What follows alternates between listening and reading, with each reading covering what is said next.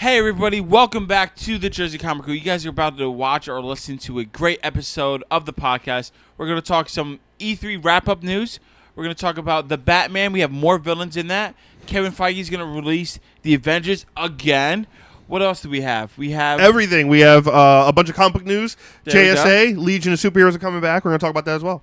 All right, coming up right now.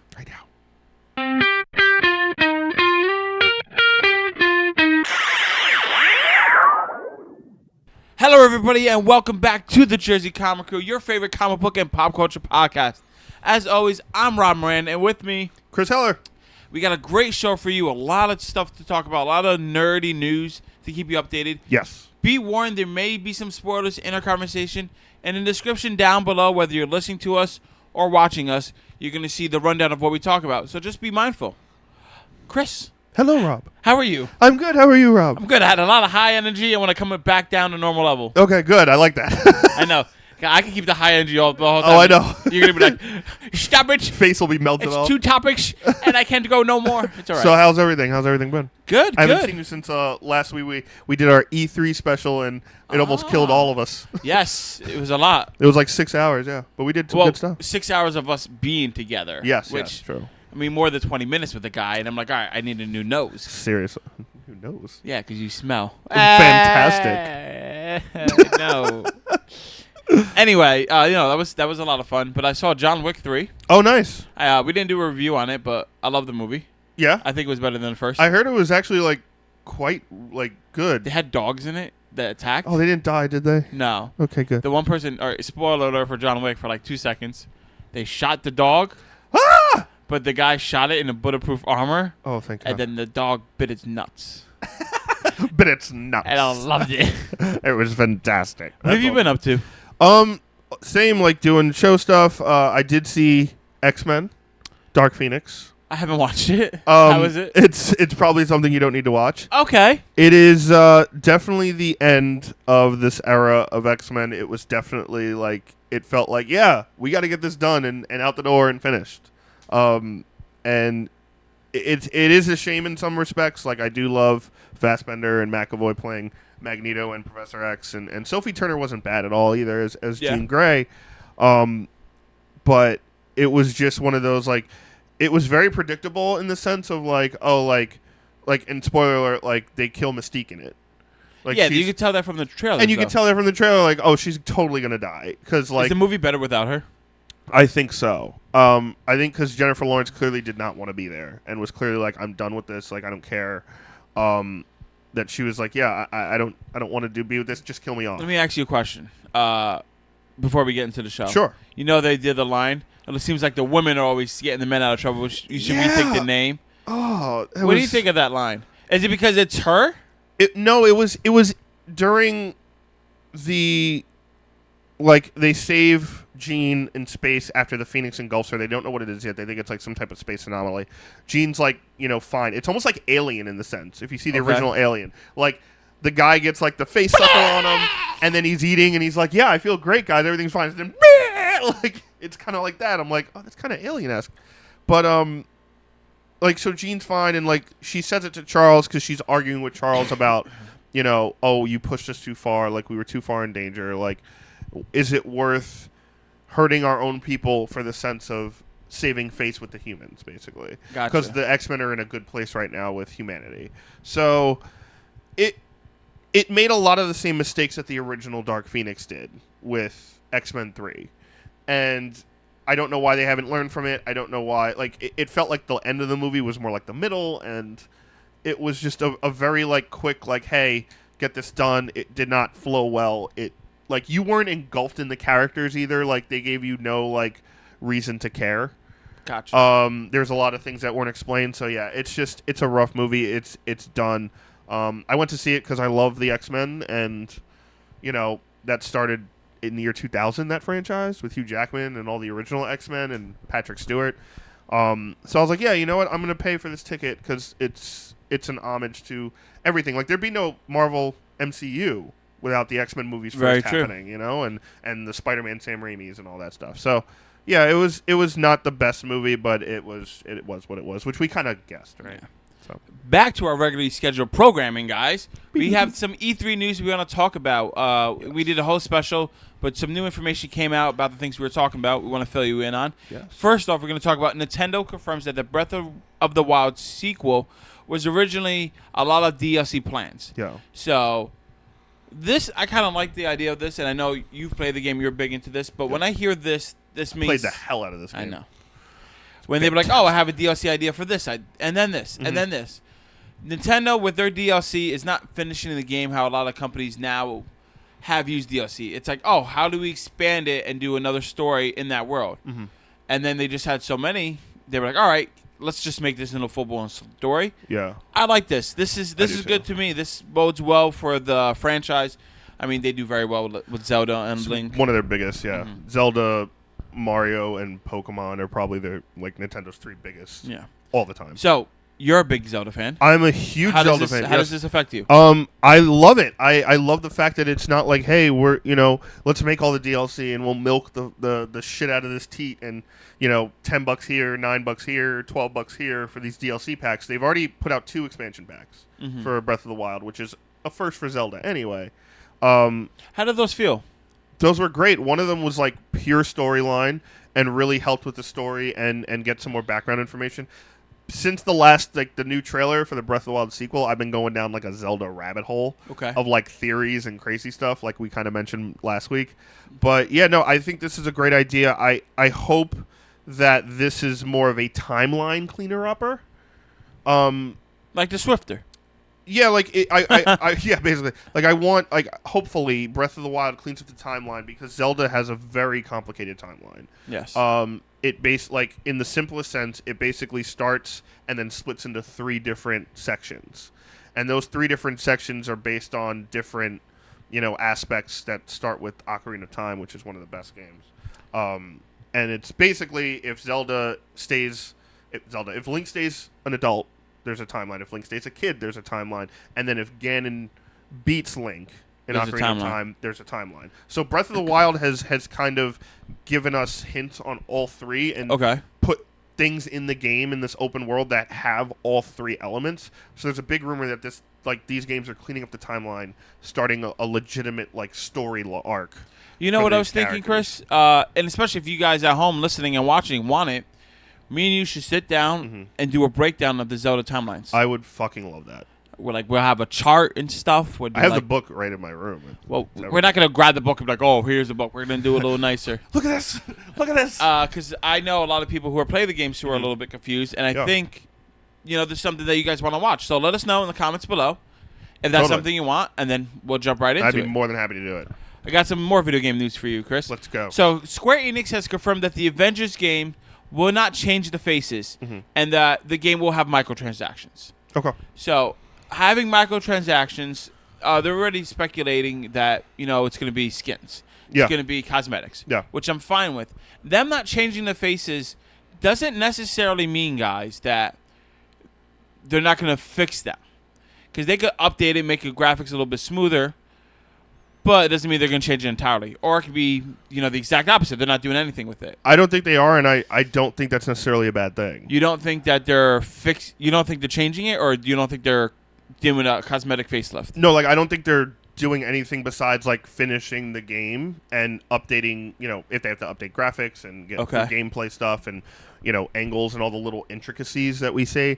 I don't think it's necessarily an issue. I think there's a fine line between fan outcry on the internet dictating what companies do now. I understand, but Chris, this does not look good.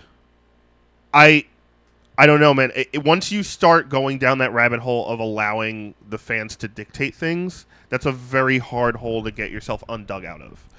I think I don't I've watched the trailer again. I honestly, like I said before, I didn't notice Black Widow's face quote unquote issue until I was looking for it. You know what I mean? If I'm watching the trailer, I'm just watching everything that's going on. I don't think Captain America looks that bad. I don't think Tony Stark looks that bad. He doesn't look that bad. Tony Stark's not that bad. No. Thor's atrocious. Thor looks a little weird. Bruce Banner I didn't think looked bad. They look awkward. They all look awkward. Yeah, but I don't necessarily think that again, if they update it and do like, hey, we're updating the graphics, they're going to look different based on the updates. Yes. That's one thing. I think if they're just like changing all of their looks for the sake of changing it because there's fan outcry, it's another thing. That's a different rabbit hole. If they are changing and update, let me rephrase that. If they're updating their graphics, right? Yeah. And that leads to a better face and a better look of the game. That's fine. I think that's all we need. I agree. So them putting their foot down here, saying we're not changing the faces, kind of stops what you're saying. That precedent, like, all right, fans can't dictate what we're doing. Yeah. But them updating the graphics which I'm is okay gonna, with. as long as they have a good product. Exactly. Them updating the graphics, which results in a better looking game, kind of gives them the same result anyway. That's allowing them to have their cake and eat it too. Yeah, because also think of it this way: like most of the time, you're going to see the faces are in the movie scenes, basically, right? The cut scenes. Like if you're playing a character, you're going to see behind him. You're going to be in third person for this game. Most of the time, you're going to see him in third person, and if the graphics are good and like you have the suit, that's fine. Like you're not even going to be on the face as much as I think people are thinking. I'm sure there's going to be a lot of cut scenes where it's going to be like, hey, this is going to look good.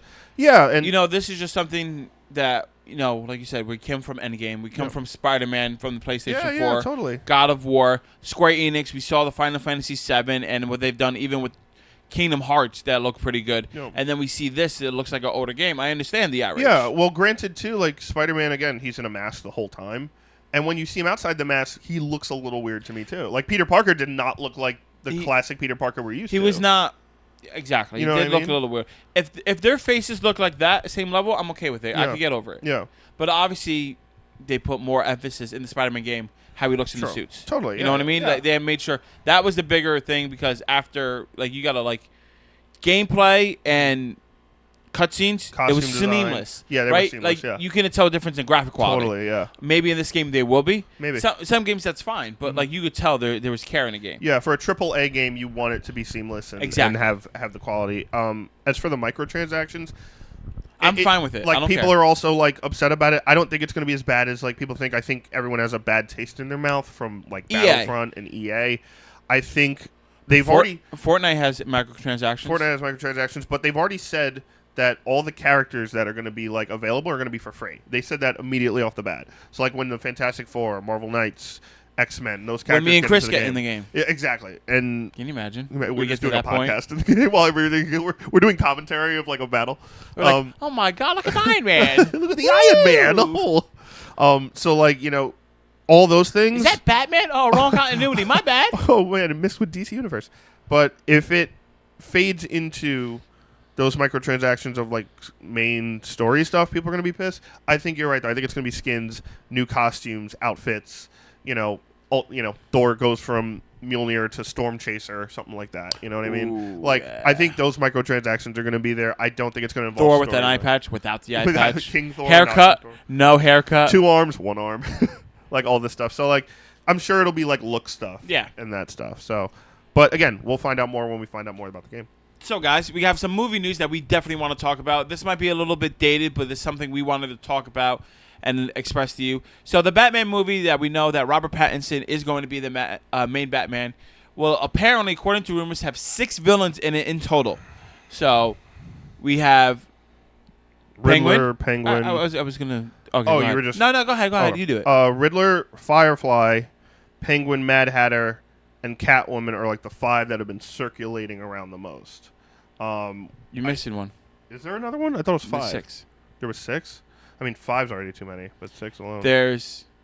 Who? Zaz? Freeze? No, wait. You have me confused now. Ivy? Did we have it here? Man-Bat. Man-Bat. No. Was it? No, I think you're right. It's only the 5? I think it was 5. Because there was 2 or 3 you put in that post, and there was another 2 I found. Yes.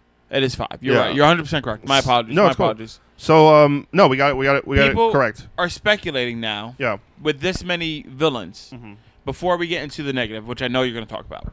Well, I had a theory, too. All right. You want to go with your theory? No, I'm going mine first. Forget you. That this is going to be the Long Halloween, or a version of it. Interesting. So, the Long Halloween, for those of you who may not know, essentially it's Halloween. And Batman has to go through a plethora of villains to get to the main root cause. It's a top 5 Batman story. Correct. It's Jeff Loeb at his best and Tim Sale at his best and Very noir detective. Very noir detective. It starts out with Batman figuring out a murder case on Halloween. No, it's not with Calendar Man. It's with Holiday Man, right? Or is it Calendar No, Man? Calendar Man. Calendar yeah, Man. Yeah. Thank you. And it goes from... Who's Holiday Man? I don't know why I said that. I don't know. But Calendar Man, he thinks it's Calendar Man because there's murders happening on every holiday. But it's not him, and it goes into a very, like, detective Batman mode style of storytelling. It's a great detective, and it showcases off his rogues gallery. Yeah. Which I think if this movie wants to, like, be a restart of the Batman, and it's supposed to be a trilogy, now we're hearing rumors again. You showcase the detective noir side of Batman, which hasn't really been done too well in movies. Mm-hmm. And then you showcase all these villains and what they can do. I think with the right direction and story, this could work. But it definitely feels cluttered. But that's just, we didn't watch a trailer yet. Like, some of these could have major roles. Some of them could be small. And especially if he's dealing with this villain for, like, a scene or two, then goes to the next, and then next, it might work out. I think it's one of three options. And, okay. And you said two of them, kind of. Halloween is one. Long Halloween is definitely one. Yeah, what's the other ones? The other one is this could be like, hey, this is a Riddler, Penguin, Firefly story, but Jervis Tetch, who is the Mad Hatter, is like working at Wayne Enterprises, and Selena Kyle just gets to Gotham. It could be. It could be like Selena Kyle's an old friend of Bruce Wayne. Firefly is just a henchman for the main thing in one battle, and then he's gone. Yeah, it could be. There could be those levels of like, they name a person as an Easter egg. Yeah. And it's in the movie, and it's just they don't have any like storyline though. And the third is this is all just to fuck with all of us. No. And these are all rumors, and they're not this many villains, or they're completely different villains. There might be some validity to these rumors because they said that Matt Reeves is looking for casting for some of these roles. That's fine. But that could be just, for the future. Things happen in movies. People say yes and no to things, and it's the complete opposite all the time in Hollywood. Yeah. I can't see any superhero movie, non-superhero movie having 5 villains and have enough time to, again, we're doing, Robert Pattinson's casted. He's going to be younger Batman. This is going to be kind of like a start over of the Batman, right? Yeah. It's going to be not full on origin, I'm guessing, but there's going to be some origins, throw in there. That's a lot of time you're going to need to build up 5 villains. I don't think there's I don't think it's going to happen that way.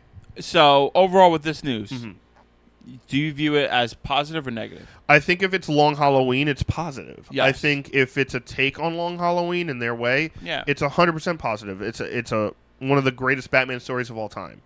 True. The way they do it, they're going to have to, for the sake of time and movies, they're going to have to cut out a bunch of those they're going to have to cut the fat on some of those characters in Long Halloween and some of those characters that he goes through.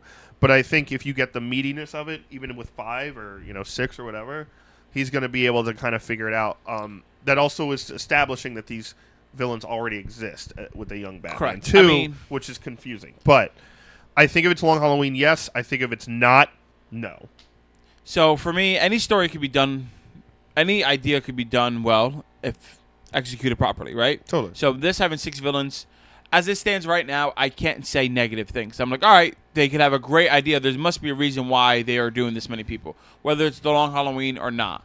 I mean, people have said these all the time with Batman movies, or even just movies in general. Before we see a trailer and everything, we're like, oh, Heath Ledger's Joker, guy from Brokeback Mountain. Are we serious? Like, he's terrible.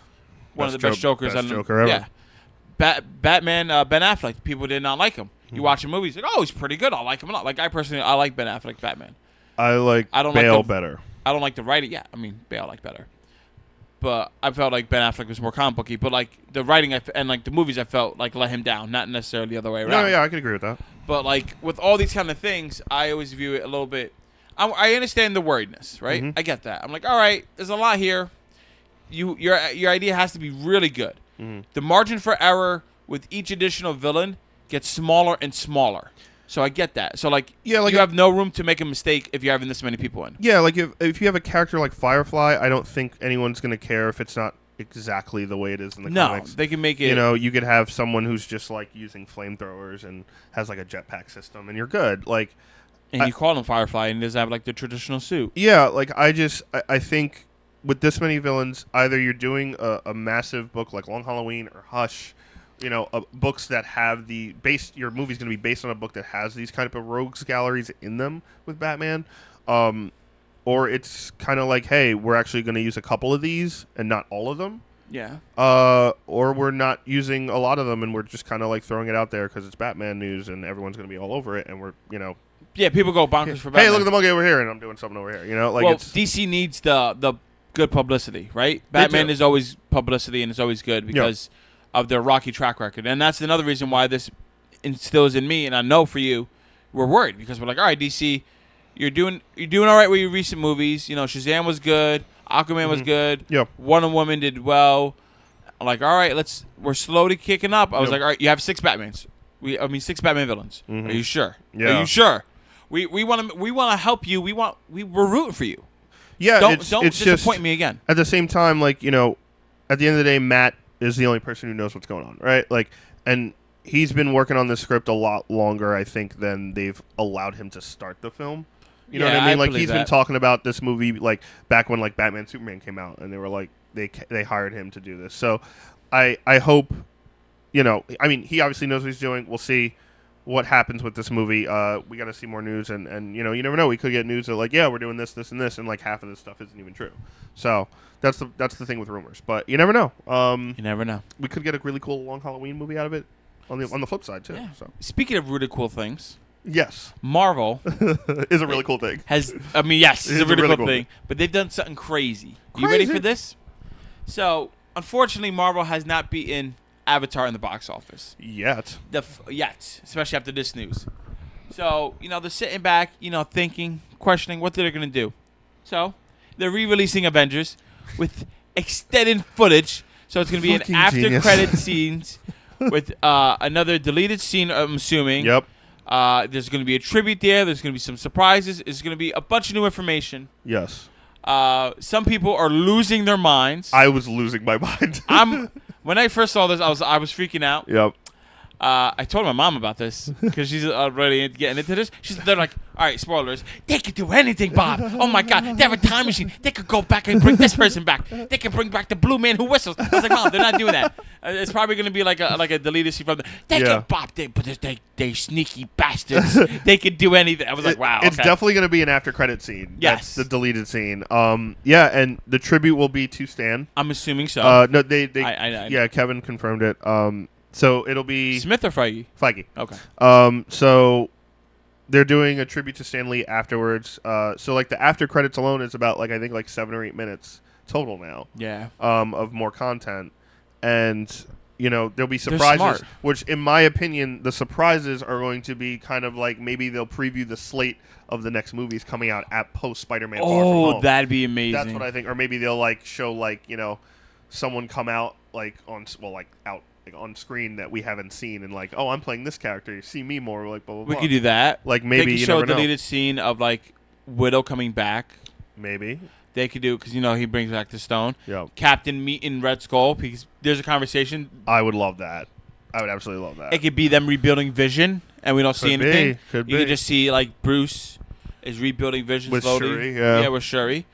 It could be a couple. It could be a lot of things. It could be literally I love anything. This. I saw a meme. They're brilliant because you're gonna make your money. They're 75 million, I think, away from Avatar. They're gonna destroy that. And I saw a meme online, and it was Cap in the suit, and it was whatever it takes to beat Avatar. Yeah. And I was like, this is exactly what it is. I love it. I think it's a great idea. I think it's brilliant. Genius. They had this in their back pocket. It does, and it comes out next week. So when we record, it'll be this. When this comes out, it'll be this weekend. Yeah, I think it's June 28th. Mm-hmm. It'll be back in theaters. You going? Oh hell yes! I'm going. Of course I'm going. And then ready to cry again. Oh, 100%. And then it's gonna do, like you said, deleted scene, which it could be a million things that we've been speculating about for the past couple months. Or, very real possibility, it could be absolutely inconsequential to the MCU. True. It could definitely just be them all right, I'm going to go get a hamburger. You want a hamburger? Anybody want a hamburger? You want a cheeseburger? If they extend that hamburger scene, I'm bawling. You want a double patty? You want a triple? What do you want? It could be nothing. Triple patty, that's dangerous. Yeah. Think of it this way, you're going to see a movie you've seen already, but with new stuff added to it. It's almost like seeing it for the first time, in a sense. Like, no, but it's different than like if I go to a movie, right? I go to see Endgame and then I go again. I'm just going to again just for the hell of it because I love it. Yeah, but like there's an added incentive to go again. Now I got to go for a third time. Yes, to steal my money. And it's gonna beat everything. To beat Avatar, we would do everything. Whatever it takes. Whatever it takes. Whatever it takes to beat Avatar. So go Feige, see Avengers Endgame. You know the brilliant mind behind the Marvel. Genius of our time in movie making that is Kevin Feige. Yes.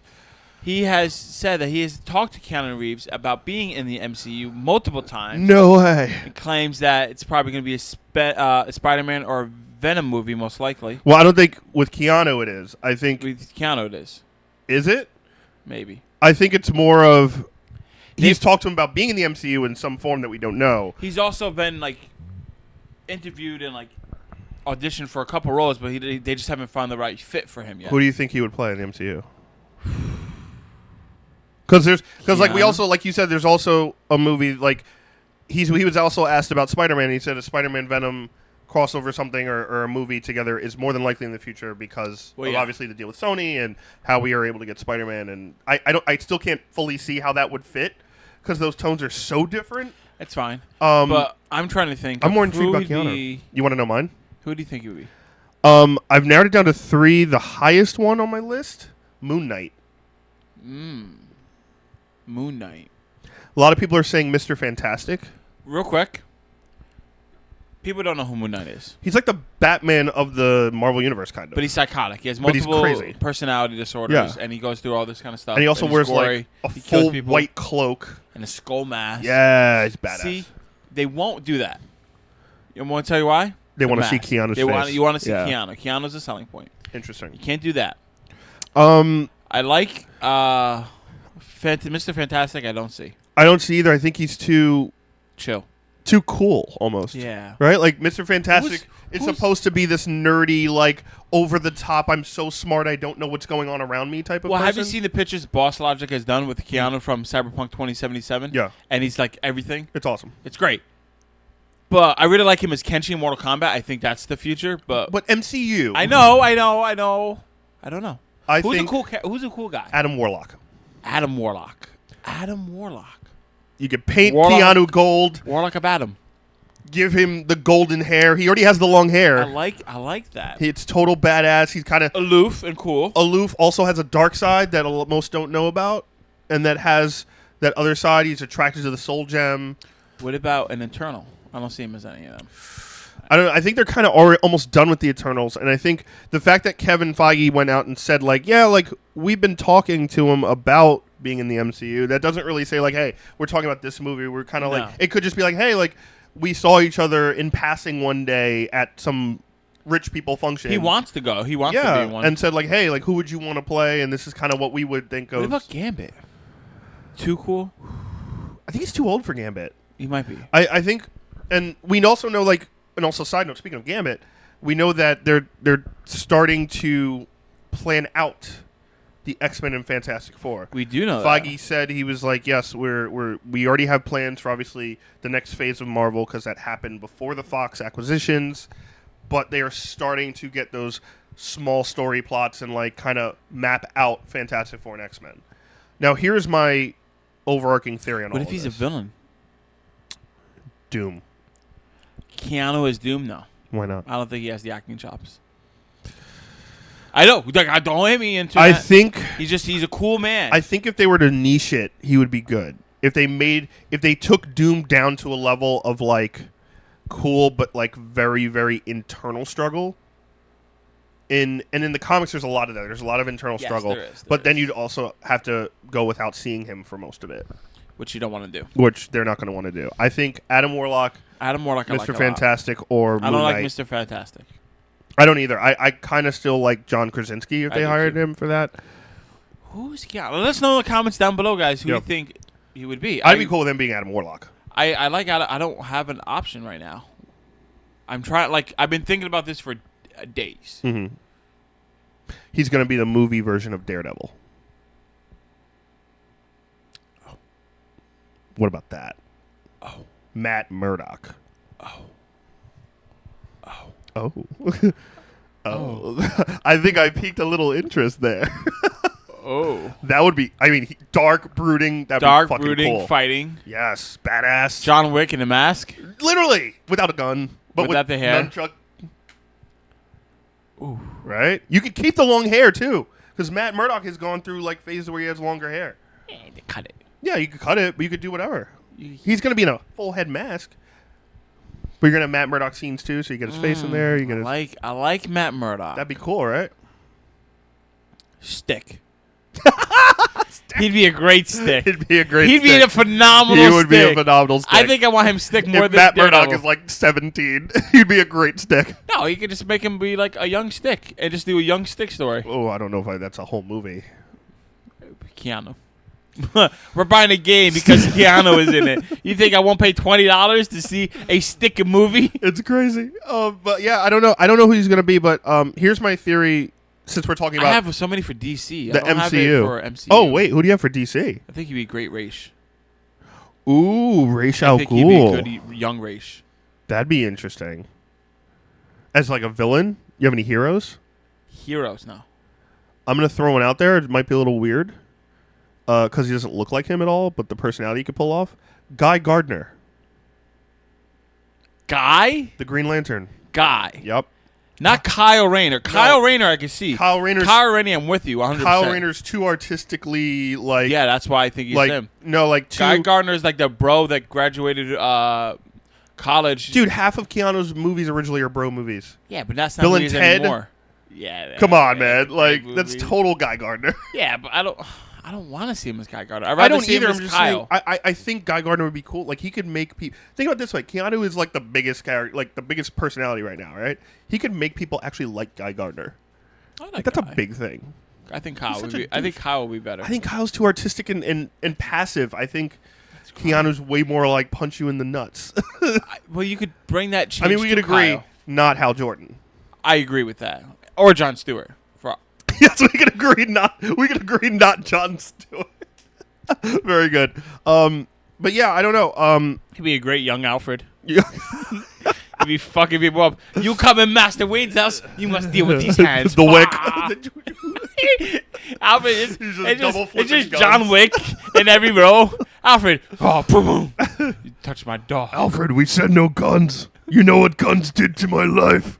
He's like, shut up, Master Wayne. That was good. I could see that. Yeah, that'd be fucking funny. But yeah, DC would be tough, I think, because most of the characters are a little more in the comics, not the movies, a little more in the lighter. He could be Mr. Miracle. Ooh, that'd be cool. I don't know if I know. Actually, no, he's not. Orion, A little more badass. Gets a little jet scooter. Lobo. No, Keanu is Lobo. no, not Why even not? close. Not even close. The main man. He He can't would be be the main perfect. man. He would be so He doesn't good. have the build for it. He get ripped. Not enough to Dude, like that level. Chris Pratt was a chunky monkey his whole life until he got the Guardians role. Yes, I know. Me and Chris Pratt look very much similar before he got it. I'm a little bit chubbier than he was chubby. Sure. No, but like even Chris Pratt, body wise, he got in shape. He's still not body in shape wise for Lobo. You're thinking Lobo as like 7.5 feet tall, The like Rock. Size wise. the Rock with a lot of hair. Cena. The hairy Rock. Cena would be fucking I think awesome. I can see Cena. I as love a- Cena. Cena's so funny to me. Yeah. I don't. I think he's hilarious in like those You stupid can't movies. see me. I think he's so The funny. main man. I don't know if I can do it. I like it. You know he's I don't know. hosting. Are you smarter than a fifth grader? Yeah. What the hell? He's good. And if you lose, he gets to like pile drive you into the ground. No, does he really? No, but that'd be cool. I'd watch it if he did that. Oh my god, can you Who imagine? wouldn't watch it if you lost and he got to like beat the shit out of you? Or at least like into a foam pit. Like F5's you into a foam pit. No. I want to see like he just gets to like For network television, it has to be Okay. a foam fit. or like foam pit, or like the sorry. hard foam. How about that?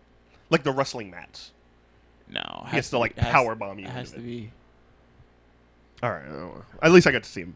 But if that was the case, I'd watch it. But He anyway, does it in the fifth grade. Stupid Billy! Boom! Billy flies 80 feet into the crowd.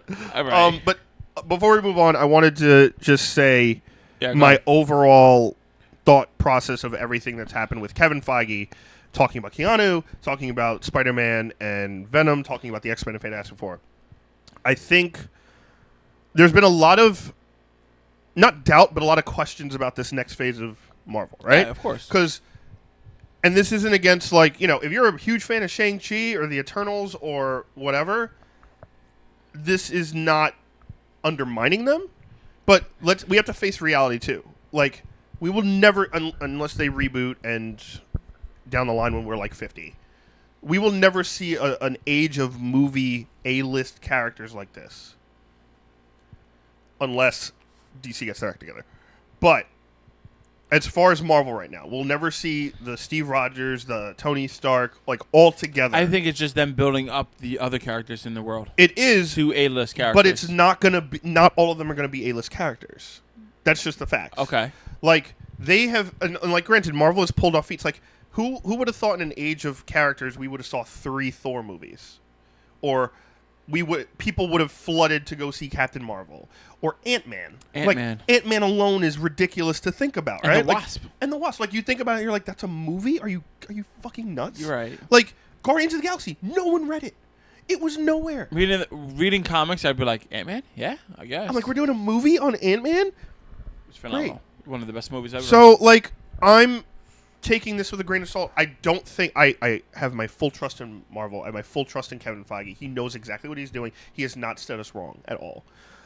I think, though, we have to face reality, though, that this is going to be a different age of Marvel. There's going to be new players. There's going to be new things. I loved Black Panther. One of the greatest Marvel movies. I don't think Black Panther's an A-list character. In the MCU or in the comics or overall? Overall. I think he has now become an A-list. In the movies, for comic books, he has... Now he is. I think he's still B-list. He's leading the Avengers. Yes, more so because he's the king of Wakanda. Yeah. Not more so because he's the Black Panther. I think he's... You still read Avengers, and you still look at Thor, Cap, Iron Man. Yeah. Right? I love Black Panther. I still think he's a B-list character as far as the comics go. I think they're elevating him. Yeah, they are, but that to me would be a B+. I don't think he's going to be an A-lister character, even like people love him in the movies. That's great. We want him to love him in the movies. He's fantastic. But I think the movies are going to shift focus from the kind of secondary Avengers or new Avengers or, your Avengers, etc. Almost like your Justice League Unlimited, right? Okay. You're going to build up the rest of these characters. We get a Nova movie. In our lifetime, if we get a Richard Rider movie for Nova, that's fucking nuts. We're going to. Like, we get movies of these characters we read in books or, you read in Avengers and you see them sideways or you read them in events, and that's kind of it. And they're going to be built up to these awesome characters. But I think the focus now needs to shift to 2 things, which I think one of them they're doing already is Spider-Man. Yes. I think Spider-Man is your key because he is one of the biggest A-list characters you have, and you did it smartly already. You started him young, and you could extend that forever right now. Number 2 is you need to shift focus from the Avengers to the X-Men. Yes. I was going to say that. Like the new A-listers. I see what you're saying. Yeah. They're moving away from the Avengers A-list, but that doesn't Yes. mean Marvel doesn't have A-lists. No, it doesn't. You have exactly Spider-Man, Yes. who's going to grow, who's Avenger and non-Avenger. You still have Thor. You're still going to have Thor in there. Hulk probably. And then you're going to have the X-Men and Fantastic Four. There's still going to be a lot of A-listers with Yes. a good, healthy mix of B or C elevated to B. Elevating, yes. Or B to A+, B plus or A minus, Yeah, whatever you want to 100%. call it. And then the comics are going to follow suit. Exactly. And unfortunately, like, me and Rob have talked to death about comics and movies and how they're dictating each other. But Which I don't think there's anything wrong with that. I think there is a little bit. But I think as far as just talking about the movies, I think if they switch focus to the X-Men and Fantastic Four, as well as involving the quote-unquote rest of the Avengers without Cap and Iron Man, you will have a great storyline still because you haven't, again, we've talked, like, they've not used their whole sandbox full of toys, right? Nowhere close. You have all the X-Men back. You have Fantastic Four. Those are A-list characters. Fantastic Four is the first Marvel Comics superhero book of all time. When you look at Marvel, you could break Marvel into 3 things. Yes. You break into Avengers. You break it... 4 things. 4 things. Sorry. Avengers, Fantastic Four, X-Men, and Spider-Man. That's it. That's the 4. Well, I usually go Avengers, X-Men,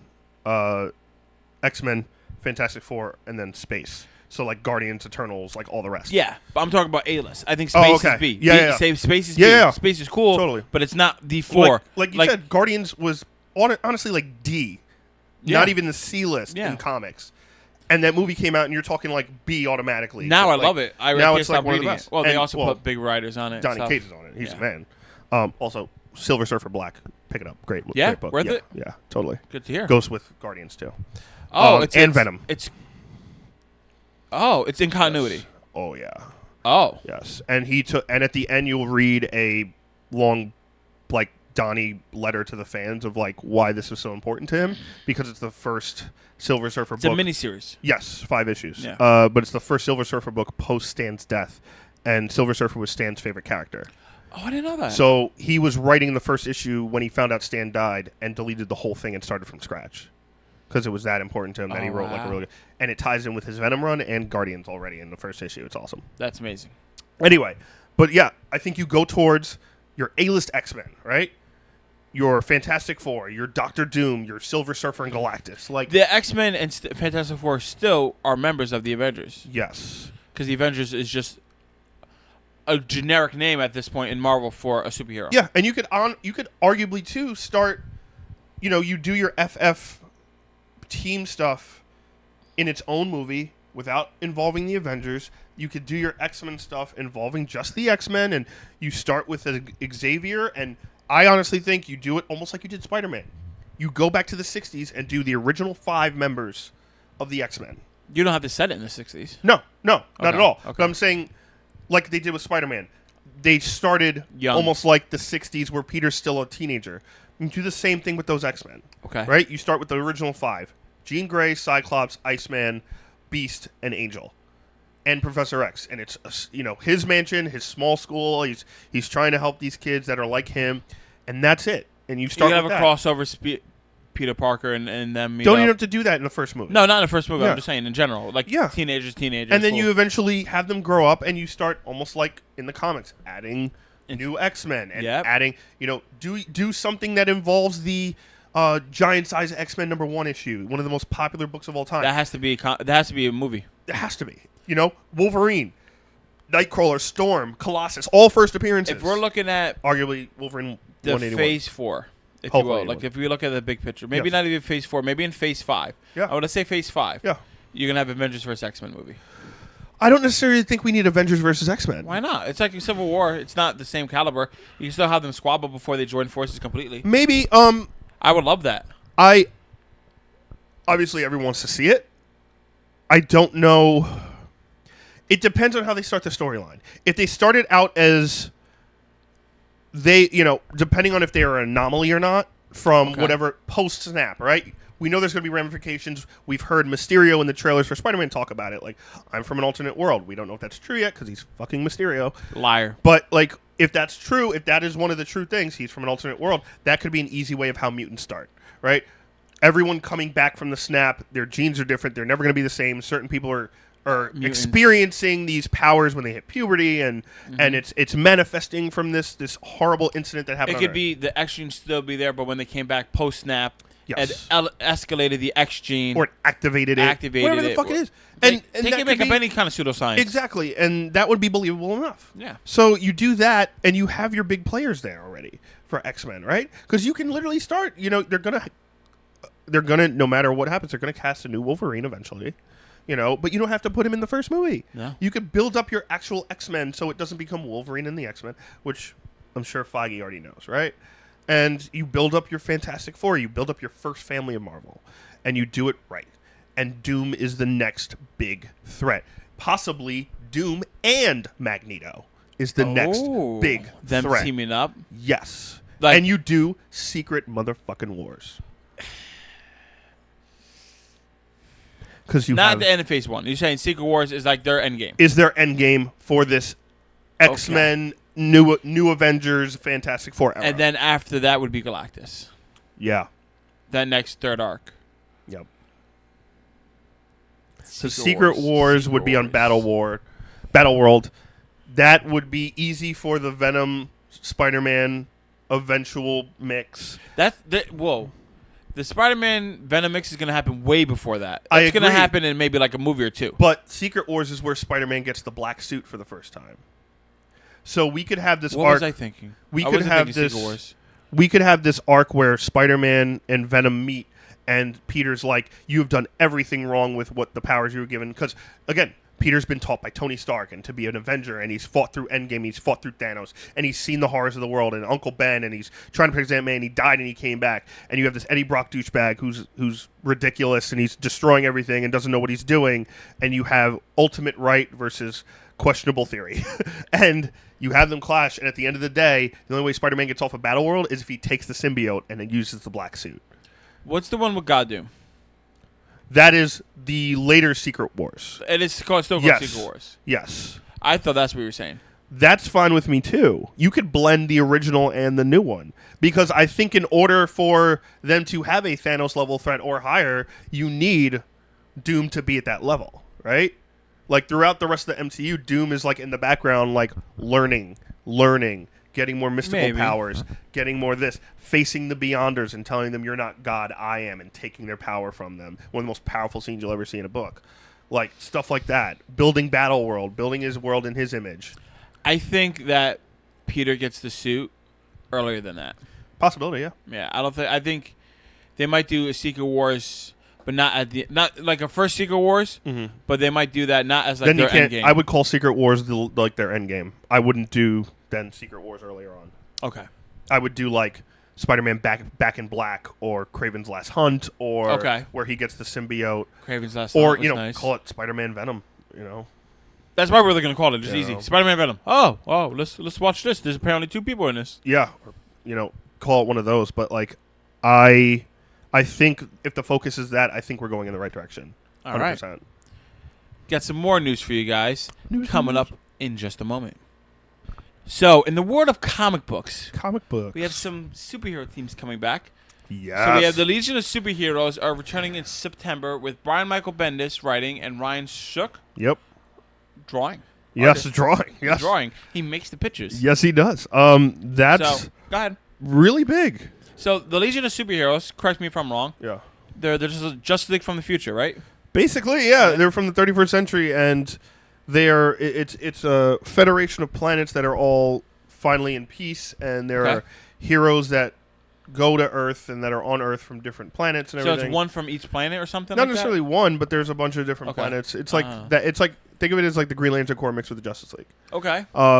And like Lightning Lad and Saturn Girl and all these characters, Brainiac 5, they will all be back. And Bendis has been apparently starting this process since he started the Superman arc, which is what I wanted to talk to you about, because there's been a lot of people talking about, hey, like in Legion, in the old Legion books, there's always been like a Superboy or a Superman there, or Supergirl has gone to the future to live in that because it's closer to what she's used to on Krypton before it exploded.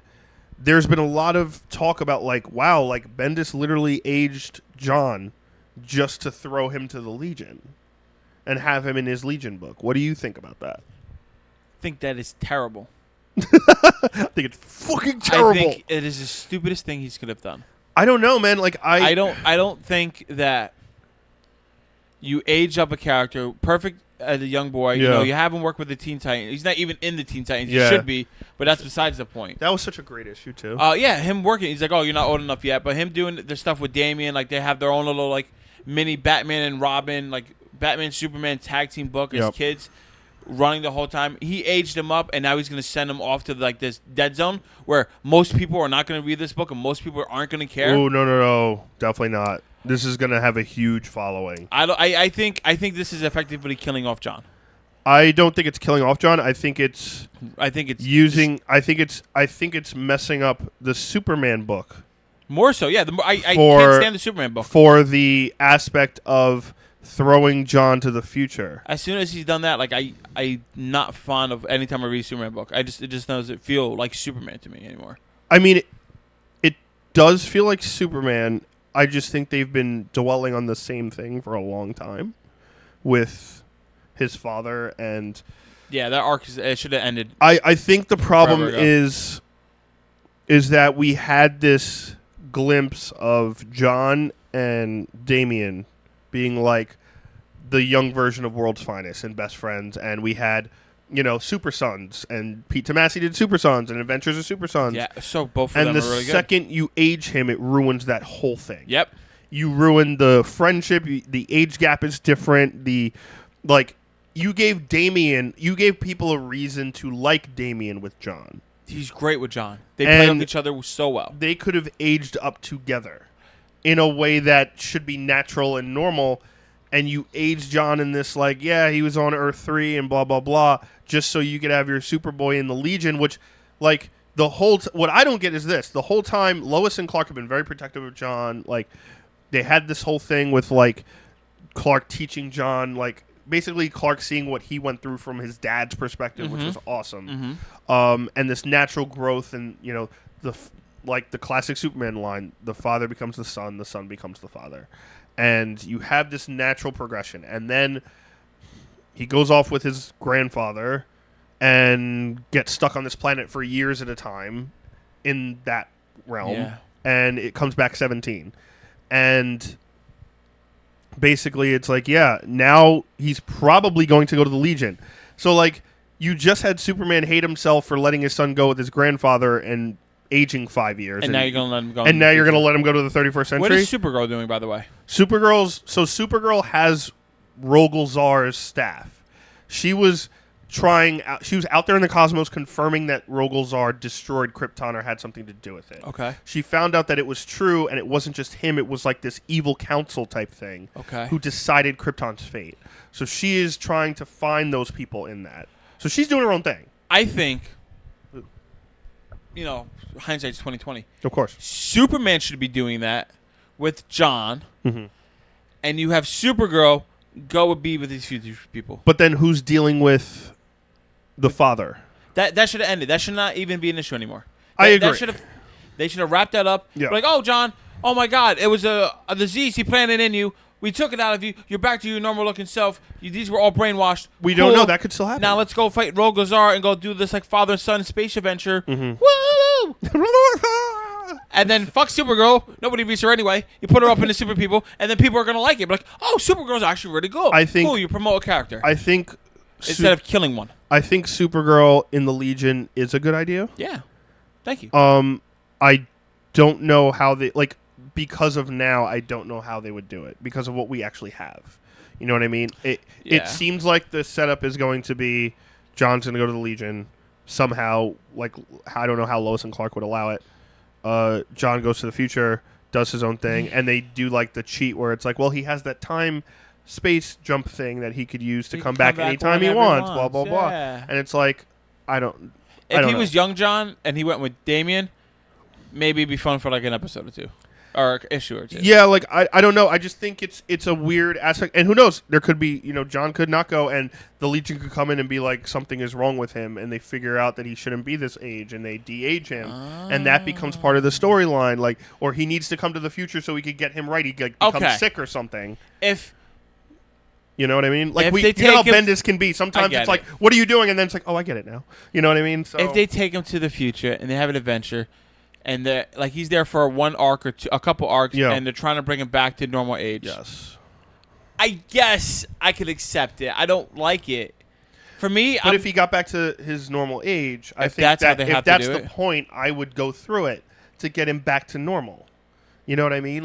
I don't know though. I don't know. Change in the first place. But no, he shouldn't have. But that's what we deal with. Let me ask you a question. Yeah. Bendis is writing both action and Superman. You get rid of John and Superman, they're the same book. No. Action's so much more deep. Yeah, no, I get it, but what's the key differential between the two is what Superman does, right?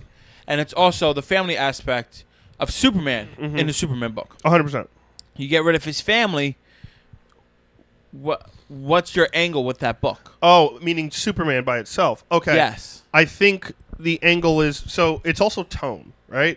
It's the same thing with Batman and Detective.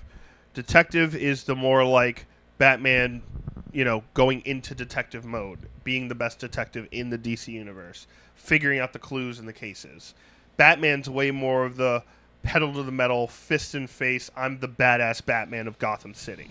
Okay. Superman in action, yes. Superman is the family-oriented Clark Kent.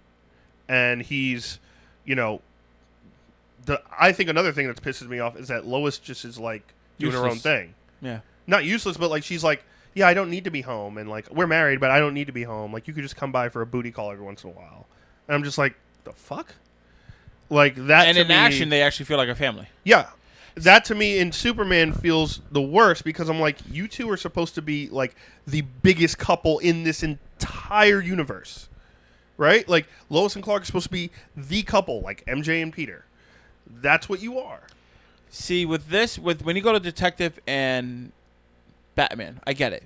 But it's also two different creative teams, two people telling the stories. Yes, 100%. So, when you have somebody who's writing both sides of the character, generally, it's a different tone so somebody else could tell their story with him. Yeah. You already have an opportunity to tell your story. For me, I feel like, all right, if Bendis is going to do this, you got to get rid of him on one of the books and let somebody else have a voice in Superman. I don't know if... Because the Superman book, honestly, I haven't picked it up. Here's the thing. It's not worth it. Here's the I thing. mean, I read it, but it's not worth it. But here's the thing. So, one, there's no way they're going to do that. No, because it's his name. Because it's Bendis, and they basically, like, to get him to DC, they're like, do whatever the hell you want. And number two, I agree with the upsettedness and the lack of what we have now and what feels right and what doesn't feel right. But at the same time, we haven't read the full story yet. And that's what it comes down to. It's like me judging news before I see a trailer. I get it. But judging it on what we have, I it's agree with horseshit. you. I think the action book is really good. And the action book is, like, Leviathan started, and... I'm not big on Leviathan, but I like it. Well, we really don't know what it is yet. So, I'm just saying. I'm in on the questionable stuff. I'm in on having Clark, like, having to deal with things that he can't just punch his way out of. I like those things.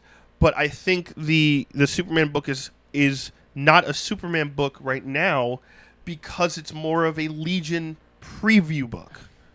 It's a Legion prequel book. Like, did you read the Leviathan special issue? Yes.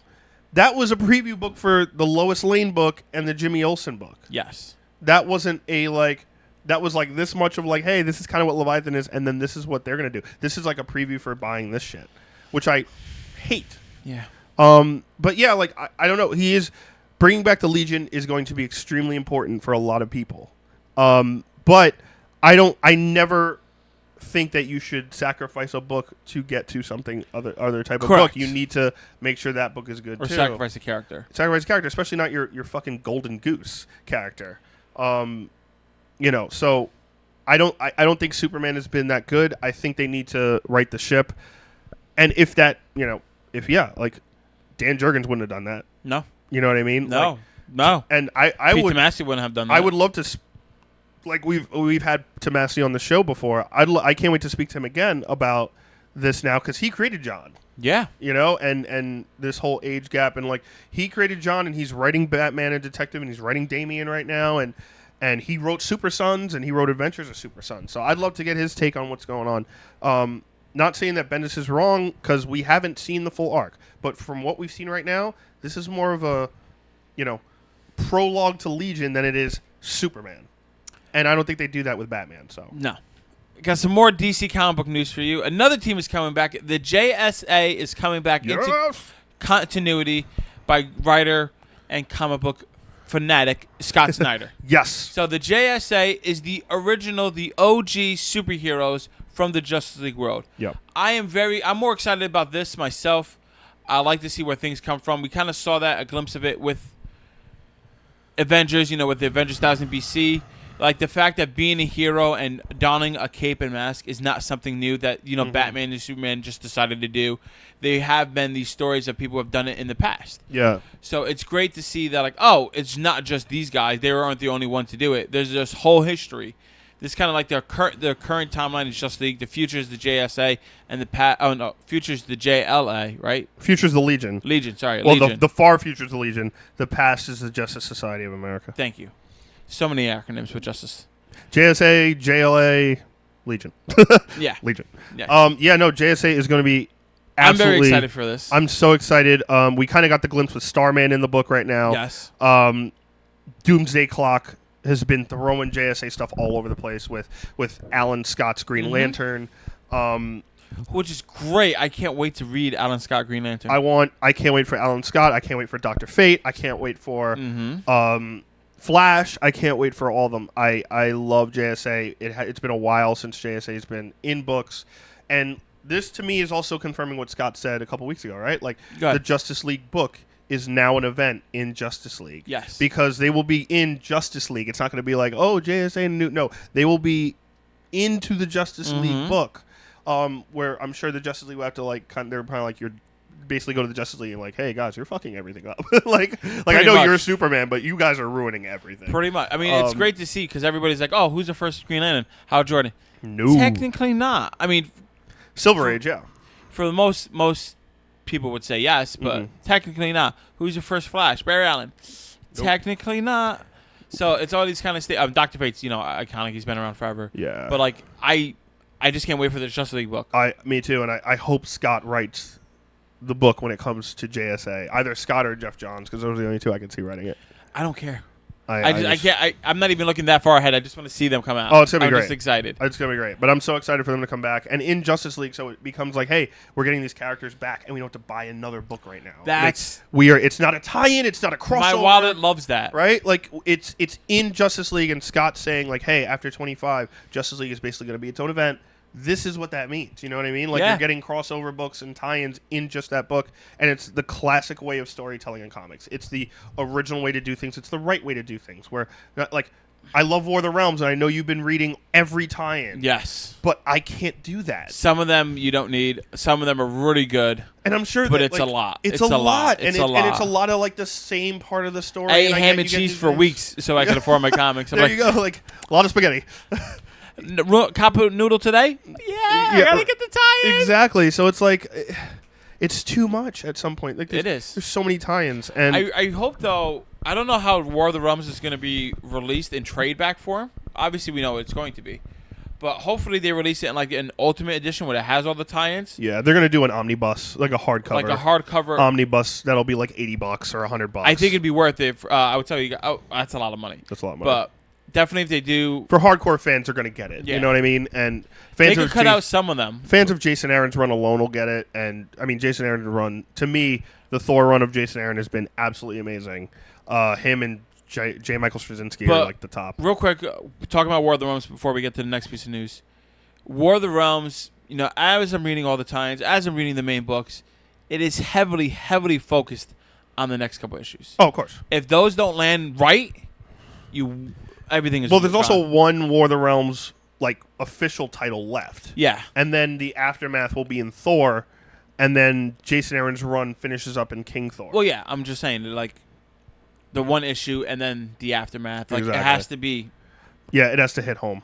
Especially that last issue. Because it's big, and it's a good series, but it's not blowing me away. It's not blowing me away. You know what I mean? Not like Secret Wars did. Oh, that blew my mind. Blew me away. What's Hickman? So, but yeah, no, I agree 100%. I'm so much more excited about, personally, Rob and I are, about the Justice Society than the Legion. I agree, yeah. Not that I just like the Legion, the way it has been going about. I'm not a big fan of Legion, but I don't like the whole John aspect. Neither do I. I don't like the John aspect, but we don't know about the John aspect officially. But JSA is going to be in Justice League. Can't wait. More DC news coming at you guys. Tom King, the writer of Batman, explains to us why he's ending the Batman story so early. We know he's doing the new book with Batman, Catwoman, and they're going to introduce the Phantasm. Oh my God! From the I'm animated so excited. series, which, if you're a fan of the show, you already not of the show of that show. I mean, of both, really. Yeah. You'll know who that character is. Fantastic character. But Chris, explain to me a little bit more. Yeah. What is his exact reasoning? Why is he ending? I know the answer, but yeah, like it seems like from what he said, it's a mix between time placement. Yes. He just got hired to do a script with Ava DuVernay for her New Gods movie, based on the fact that he just wrote the award-winning Mr. Miracle book. Fantastic. And there's going to be a lot of Mr. Miracle and Big Barda in this movie. It's pretty much almost like a live adaptation, from my understanding. Which also kudos to Ava DuVernay for going to a comic creator to be like, hey, you know how to do this shit. Help me do this shit. You know what I mean? Like why would you not? Because Well, yeah, exactly. I understand why you're saying it. Yeah. But there's been, like, for those of you who don't know, there's been a huge gap of, like, comic book movies being made and all these big-time movie moguls and these big-time, like, corporate types not going to the comic creators as the source material because they're like, oh, those are comic book guys. They don't know how to make movies. Exactly. They don't know how to write movies. They can figure it out. It's not hard. A story's a story. And also, like, even if you brought them on as like a consultant, like, no, these guys know these characters inside and out. Why wouldn't you want their input? Why wouldn't you want their take on it? Like, and for her to hire like Tom King fully for this movie as a co-writer for the script, I think is absolutely brilliant and is a testament to already what she's doing with this. So he's going to spend a lot of his time doing that. He's got a lot of writing to do for this movie, and he's going to have to like cut his story short, but he said it's not going to affect anything. And also, it's going to wrap up in Batman Catwoman, which is going to be a 12-issue Max series, which wraps up his Batman run, kind of like how, Last Night on Earth is wrapping up the Capullo Snyder run. Oh, which is so good, by the way. Badass. We'll talk about that eventually. And then, this now with the Phantasm, which is a character not even from the Batman animated series, technically, just from the movie Batman and the Phantasm. Just the movie. Which is going to throw a great love triangle wrench in because that character, if you don't know by now, what are you doing? Do we want to spoil it? Do we want? It's not a spoiler. It's like 25 years old. All right. But like, so go ahead, say the Phantasm is actually a woman. And she used to have a that was like Bruce Wayne's first love.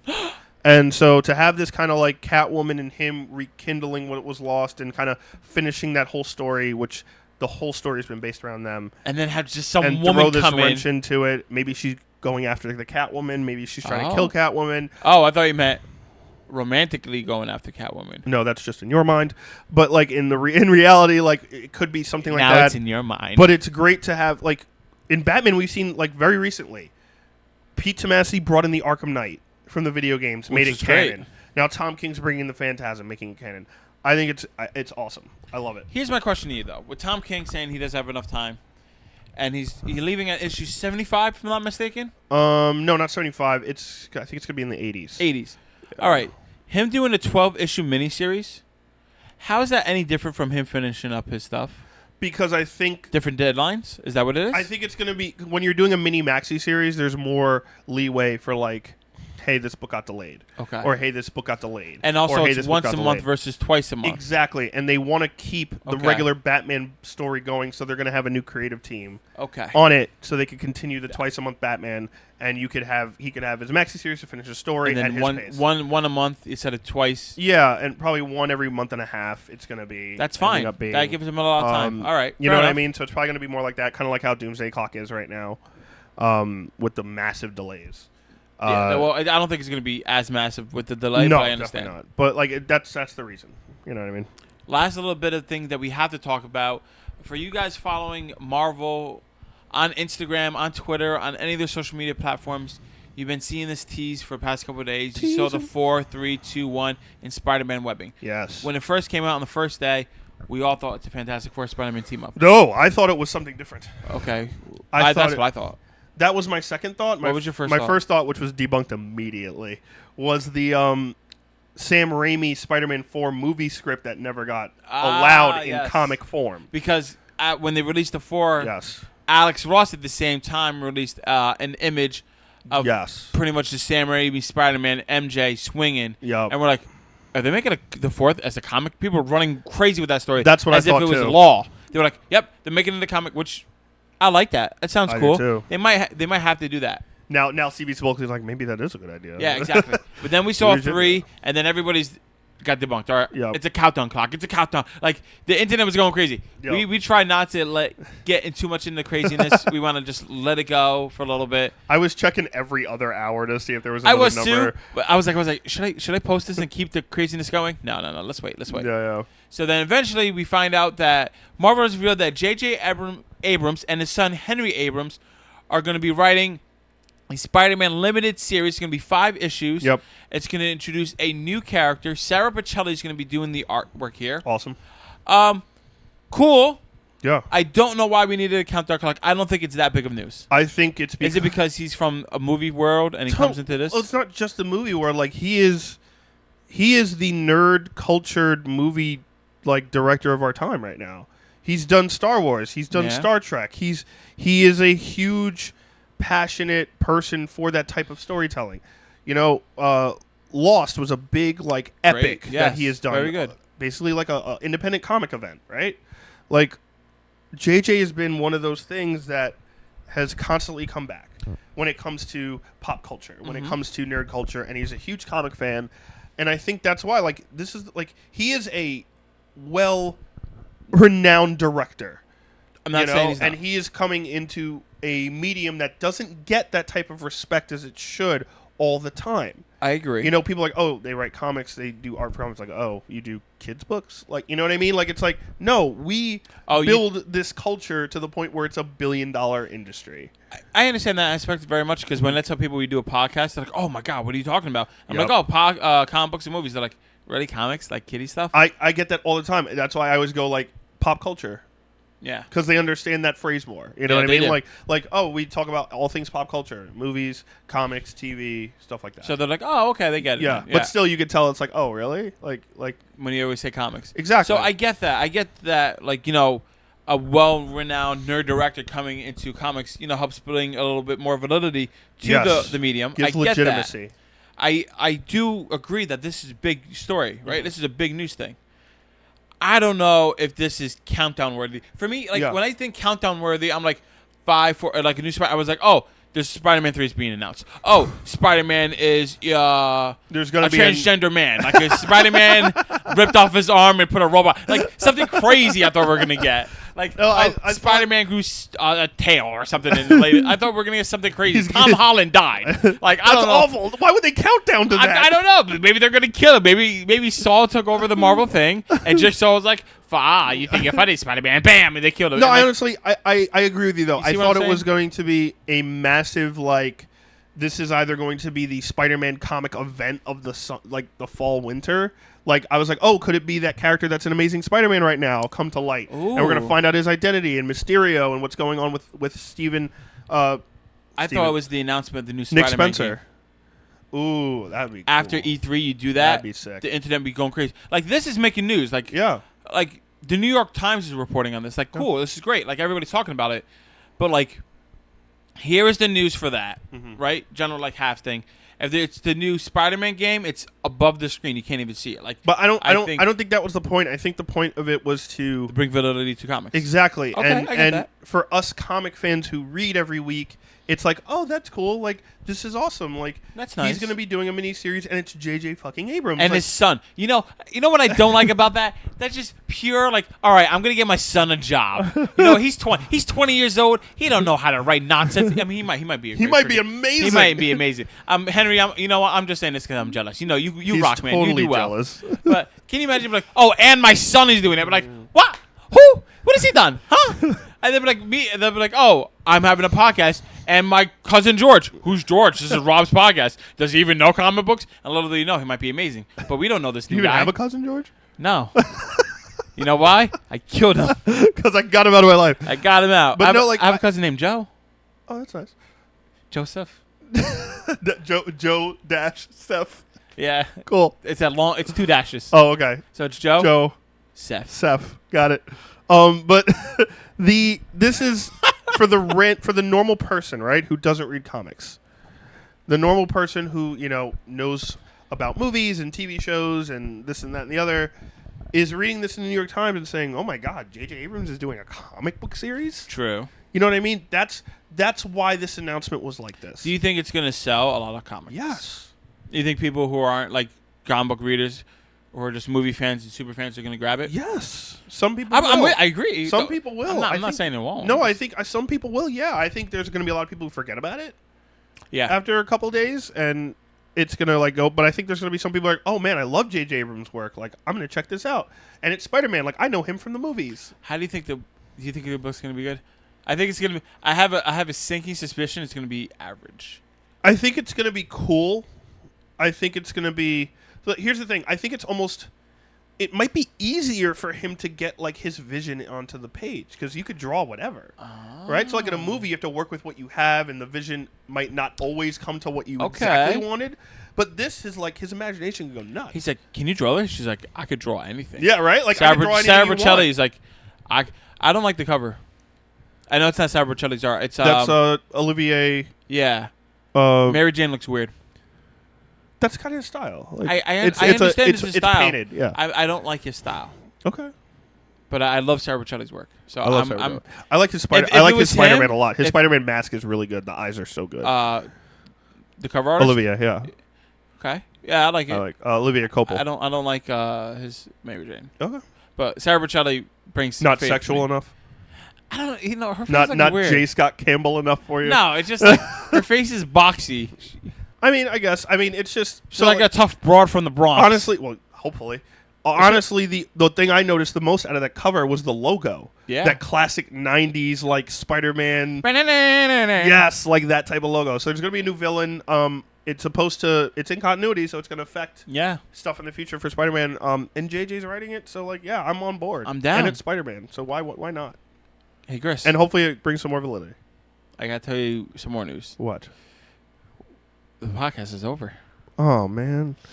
Unfortunately, guys, we are out of time. I got all excited. I know. I don't have any. I was like, there's more news. I wish I had something else to say. Thank you so much for listening. Make sure you follow us and keep our channel growing on our social media platforms. That's Facebook, Instagram, and Twitter. Make sure you comment down in the comments below if you're watching. Make sure you are giving that like, comment, subscribe on YouTube. If you're listening, give us a review on